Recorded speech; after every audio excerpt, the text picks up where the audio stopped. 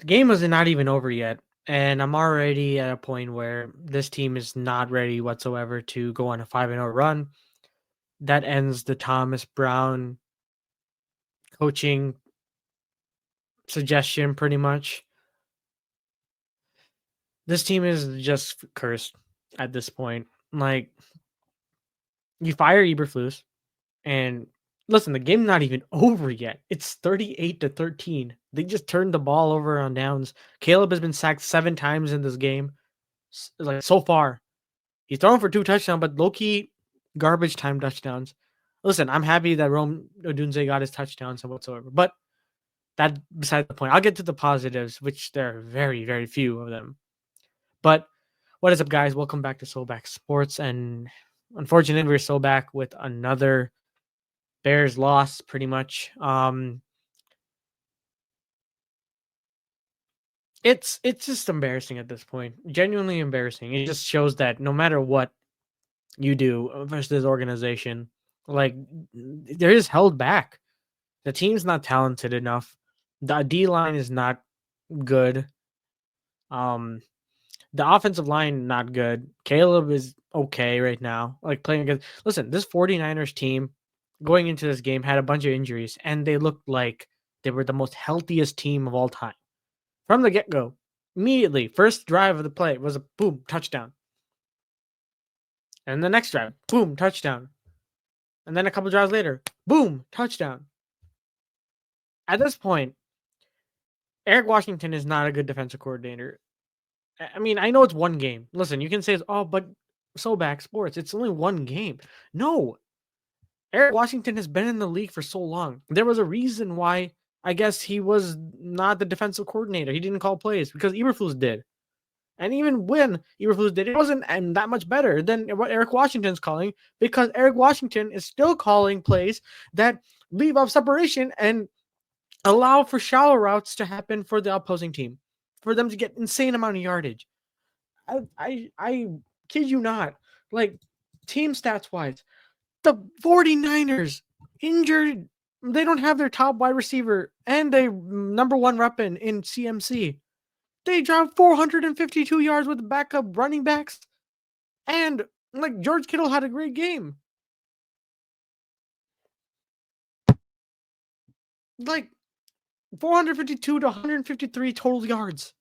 And the game's not even over yet. It's pretty much at the 2-minute warning right now. I had to stop.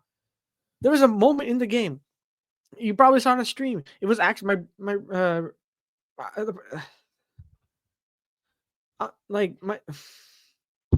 I'm sorry. I'm sorry. I'm just so out of words. I'm so angry right now. But it's like at the same time, it's mainly not anger. It's just disappointed because we had a chance to really just set the tone for the next 5 games, and it's just over at this point. I don't even think we're going to be good against our division rivals again. And listen, I know they're going to do the same thing. When we're at our lowest, the Bears somehow decide to bring us back up just to drop us all the way down again. And we're not falling for that again. At least I'm not falling for that. I know for a fact that they're probably going to win one of these 2 games or whatever, and then boom, they're just going to lose like this. At this point, just tank. At this point, just tank. Cut the season short. It doesn't really matter at this point. But as you may have known, if you had checked out the stream earlier, the stream ended around like before the second half started. Um, yeah, it was an accident, unfortunately, but honestly, it was a service. It was a good thing that my brother did, like genuinely did, because it saved me a lot of time from watching this game. I tuned in here and there. I mean, because I just did not. Well, it got bad to the point where I went on a walk. I went on a walk, guys. It was really nice out, and I did not want to waste my time here watching the Bears get absolutely blitzed by the Niners to waste such glorious weather in Illinois, at least. It was like 50 degrees outside, which beautiful weather considering it is December. Unbelievable. I guess the only positives in this game were just literally Rome Odunze and, you know, making it a game at one point in the second half. For some reason, this team can only operate in the second half. It makes no sense. And it just goes to show that, you know, this team is just not built. It's not ready. Thomas Brown is not the answer. we're definitely going to find a new head coach going into the off season. At this point, maybe even a new GM. There's even some talks about that at this point. Because let's be really honest with ourselves. Like, I've been a very big advocate for Ryan Poles. And I think, listen, it's probably not going to happen that he's gone because the McCaskies love him for some reason. But I've been such an advocate. I've been like, okay, Ryan Poles has done so much good for us. He's done so much great things. But you gotta be realistic at some point. Like the trenches and the team is just not there. And that all comes down to the McCaskies as well. It's not just Ryan Poles' fault. It's literally Kevin Warren and the McCaskies' fault. Like it's a structural thing. And there has to be some point where enough's enough. Like the McCaskies aren't going to sell the organization or whatsoever, and it's just going to be a cyclical thing where we get our hopes up in the off season and then we see what's happening. Then we get a little bit of hope during the season, and then we go back to the cycle of the draft. It's been like that ever since Ryan Poles has his tenure here in Chicago. The only difference is that this season we actually fired our offensive coordinator and our head coach. Both were decisions made by upper management.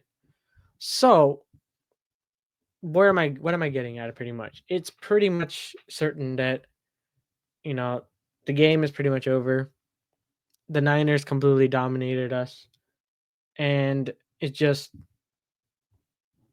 I don't even know. It's genuinely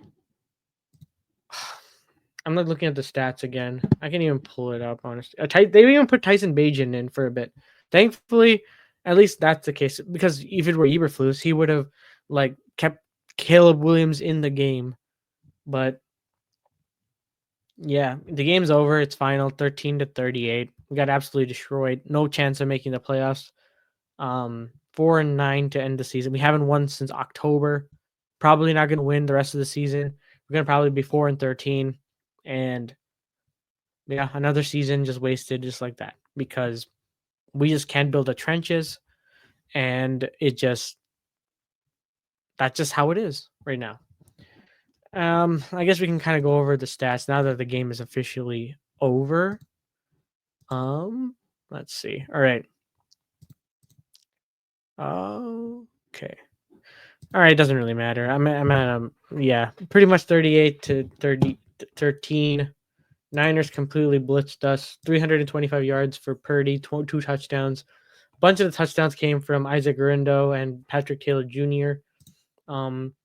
Caleb Williams did have some two nice touchdowns to Rome Odunze. Rome Odunze got involved today, and I was really happy about that at least. But come on, man. DeAndre Swift, we were there praising you. And the thing that really is insulting at this point, where it's like, why are we running with DeAndre Swift? I know he's not like the best, but like it's clearly not working. Why are we running him up the middle like how we did with Shane Waldron? That clearly does not work. Why are we going back to that? We're doing the same things that when Shane Waldron was here. Our leading receiver was DJ Moore with 49 yards, but 0 touchdowns. And then Rome Odunze with 2 touchdowns and 42 yards. Keenan Allen had some good moments in the game, too. I think he broke a record. I think he went like 11K yards in his career. Congratulations. But yeah, I wish it wasn't. But so far, we only had registered 1 sack on Brock Purdy, and that was TJ Edwards. I told you at the beginning of the game, in order to have a chance to win this game, we had to get to the quarterback. We did not. And it allowed Brock Purdy to get the ball out, and then it just went away from us. The game just got away from us at that point. And at this point, Montez Sweat, like, he had 1 tackle, 1 assisted tackle. It's just, oh, yeah. Caleb did not have a good game. Well, yeah, he just didn't have a good game. But it was also like in the beginning, I will give him some grace where he threw the ball. Should have been a first down to DJ Moore and Keenan Allen. And Cole Kmet should have gotten that 2-point conversion. Like, what was that? Like, what was that? I guess it's enough of stats right now because let me get to the big screen. Oh my god, this team is gonna annoy me. And oh, the biggest thing too, we ended the half with 2 yards, 2 net yards. I know the Bears are known for offense, but if we're trying to have an offensive-minded guy and he puts up 2 yards in the first half.